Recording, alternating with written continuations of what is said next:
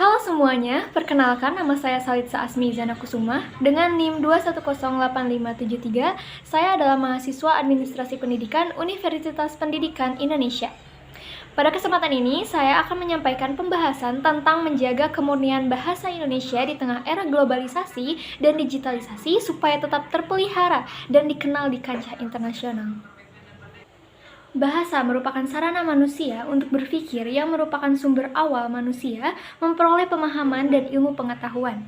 Sebagai simbol sebuah pemahaman, bahasa telah memungkinkan manusia untuk memahami apa yang ada di sekitarnya dan mengantarkan dia memiliki ilmu pengetahuan dan keahlian. Sedangkan globalisasi merupakan era terjadinya perubahan massa akibat pengaruh budaya asing.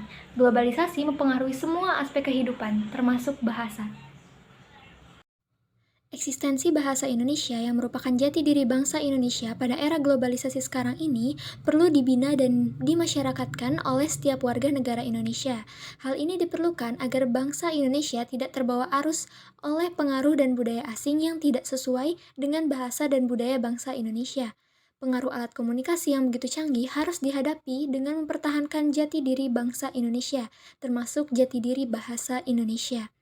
Ini semua menyangkut kedisiplinan berbahasa nasional, dengan mematuhi semua kaidah atau aturan pemakaian bahasa Indonesia. Dengan disiplin berbahasa Indonesia akan membantu bangsa Indonesia untuk mempertahankan dirinya dari pengaruh negatif dan juga pengaruh bahasa asing.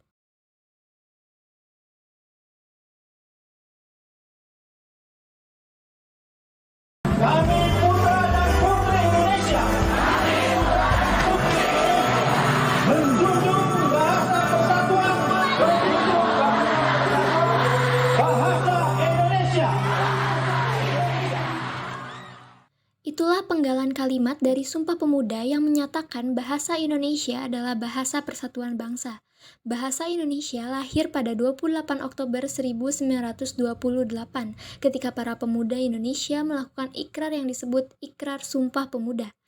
Para pemuda saat itu memberi pengakuan bahwa bahasa Indonesia menjadi bahasa persatuan dan menjadi kebanggaan bangsa Indonesia.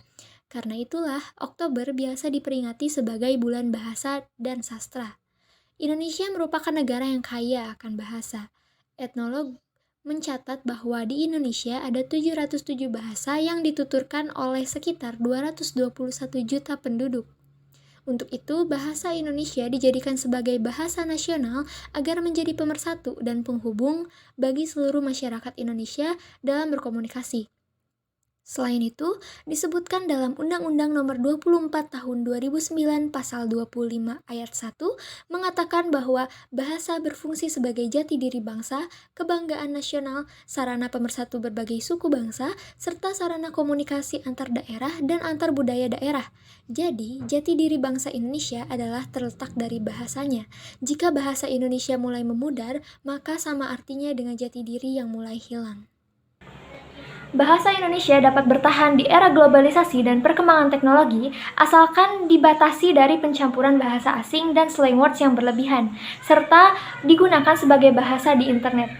Untuk itu diperlukan sebuah kesadaran dari masyarakat, terutama masyarakat Indonesia sebagai pengguna bahasa Indonesia dalam penggunaan bahasa Indonesia. Karena jika bukan kita yang menjaga bahasa Indonesia, siapa lagi? Pergi ke pasar beli mangga impor dari Asia. Mari bangga berbahasa Indonesia, mari jaga bahasa persatuan, bahasa Indonesia.